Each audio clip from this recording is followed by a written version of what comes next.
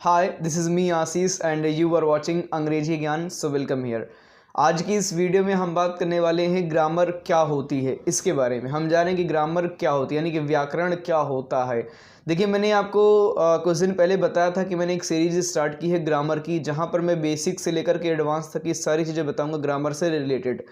तो मैंने सोचा कि चलो ठीक है, ग्रामर के बारे में तो मैं एक चीज़ें मैं डेवलप कर ही रहा हूँ, वीडियो बना ही रहा हूँ, बट मैंने ये सोचा कि यार लोगों को, बहुत से लोगों को ये कन्फ्यूज़न होती है कि ग्रामर क्या होता है, मतलब ग्रामर की डेफिनेशन नहीं पता होती है। ठीक है, कोई उनसे पूछ सकता है, ठीक है आप ग्रामर सीख रहे हो, व्याकरण सीख रहे हो, तो व्याकरण क्या होता है, व्याकरण का क्या काम होता है। ठीक है, तो इस चीज़ के बारे में नहीं पता होता, तो एक छोटी सी टॉपिक है और एक छोटी सी चीज़ है, तो जिसको हम आज की इस वीडियो में जानने वाले हैं। और देखिए, है तो बहुत छोटी सी चीज़, बट क्या करती है, बहुत अच्छे लोगों को फंसा देती है। तो इसलिए आपको भी ये समझ कर चलना है, ये समझ कर के आगे बढ़ना है कि ग्रामर क्या होता है।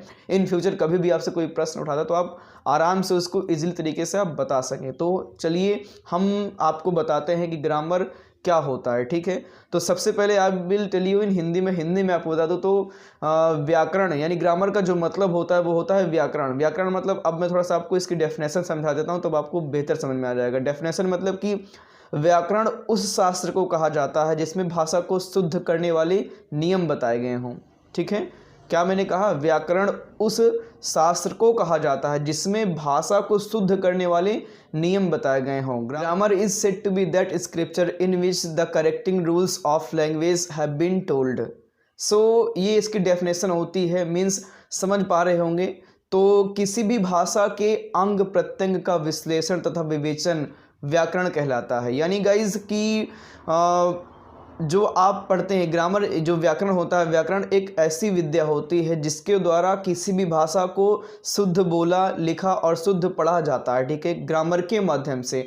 और व्याकरण को लिखने, पढ़ने तथा उसको मीन्स बोलने के नियम होते हैं। ठीक है, इन नियम को हमें फॉलो करना होता है। ठीक है, और हर व्याकरण में जो इसकी सुंदरता होती है लिखने और बोलने की, मीन्स पढ़ने की, वो व्याकरण से आती है। ठीक है, अगर आप व्याकरण के बारे में समझते हैं, व्याकरण को जानते हैं कि क्या होता है, तब जब आप कोई चीज़ लिखेंगे तो आपकी लिखावट में शुद्धता होगी, कोई गलती नहीं होगी। जब आप बोलेंगे तो आपकी टंग में, मीन्स आपके सेंटेंसेस में कोई गड़बड़ी नहीं होगी, कोई करेक्शन नहीं होगा, आपके सेंटेंस बिल्कुल शुद्ध रहेंगे। ठीक है, जब आप कोई चीज़ पढ़ेंगे तो वहाँ पर भी आप बिल्कुल शुद्ध और सही पढ़ेंगे।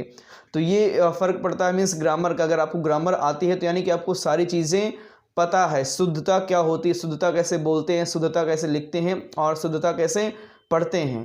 तो आई होप कि इस चीज़ को आप समझ पाए होंगे कि ग्रामर क्या होती है। ठीक है, और उम्मीद करता हूँ इस चीज़ को समझ गए होंगे। एक चीज़ और, हाँ, जैसे अक्सर लोग क्वेश्चन पुट अप करते हैं, जैसे इंग्लिश का एक बेसिक यही भी होता है कि अंग्रेजी में how many alphabets are there, कितने अल्फ़ाबेट्स हैं इंग्लिश के, तो मोस्टली लोग कहते हैं 26।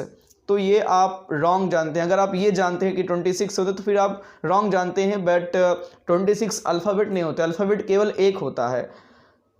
26 जो होते हैं वो होते हैं लेटर्स। ठीक है, तो आप कभी भी इन फ्यूचर कोई भी आपसे प्रश्न पूछता है कि कितने अल्फ़ाबेट होते हैं अंग्रेजी में, तो आपको अल्फ़ाबेट एक बताना है। ठीक है, क्योंकि वर्णमाला एक होती है। 26 क्या होते हैं, वो लेटर्स होते हैं guys, letters.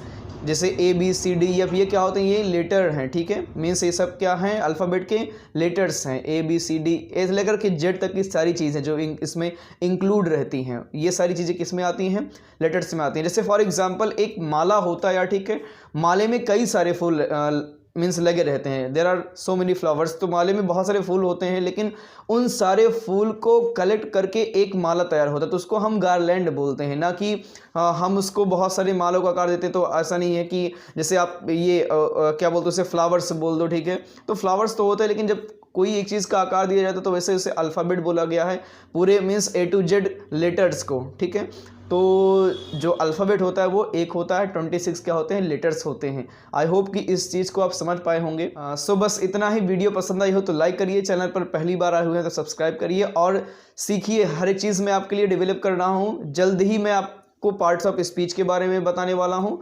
So guys, it's enough for today. Thanks for watching, take care and bye bye.